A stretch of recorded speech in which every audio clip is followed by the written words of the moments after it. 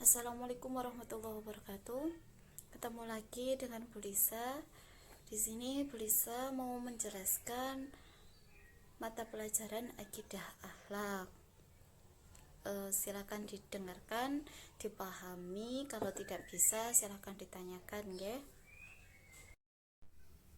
Bu Lisa akan menjelaskan tentang Al-Quran dan keistimewaannya. Yang pertama, sejarah diturunkannya Al-Quran. Al-Quran itu diturunkan Allah SWT kepada Nabi Muhammad dalam jangka waktu kurang lebih 23 tahun melalui perantaraan malaikat Jibril secara berangsur-angsur.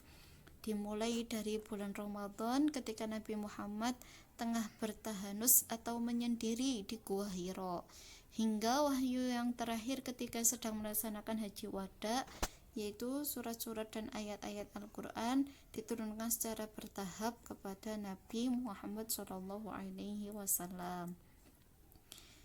Periodisasi turunnya Al-Quran. Yang pertama, periode Makkiyah, yaitu ayat Al-Quran yang diturunkan kepada Nabi Muhammad ketika Nabi Muhammad belum melaksanakan hijrah ke Madinah. Al-Quran ini berjumlah 86 surat, diturunkan selama 12 tahun 5 bulan. Yang kedua, periode Madaniyah atau periode Madinah, yaitu ayat Al-Quran yang turun sesudah Nabi Muhammad melakukan hijrah ke Madinah, berjumlah 28 surat, turun selama 9 tahun 9 bulan.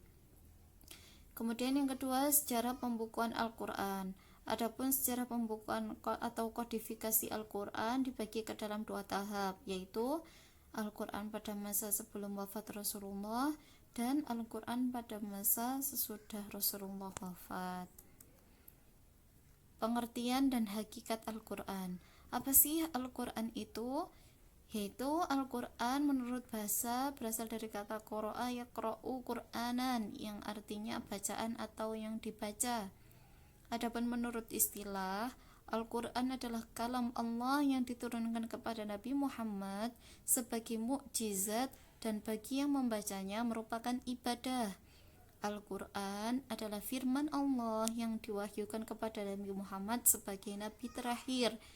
Dinamakan Al-Quran karena merupakan kitab suci yang wajib dibaca, dipelajari, dan merupakan ajaran-ajaran wahyu terbaik, karena Al-Quran adalah menyempurnakan kitab-kitab sebelumnya. Selanjutnya, nama-nama Al-Quran itu cukup banyak.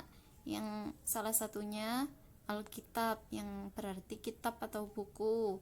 Terus Al-Furqan, pembeda. Az-Zikr, artinya peringatan.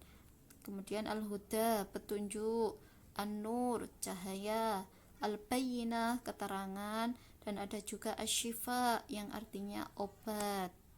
Jadi kalau kita sakit, kita membaca Al-Quran, insya Allah hati kita tentram, hati kita menjadi tenang. Kemudian isi pokok kandungan Al-Quran yaitu ada akidah, ibadah, muamalah, akhlakul karimah, sejarah, dan syariat.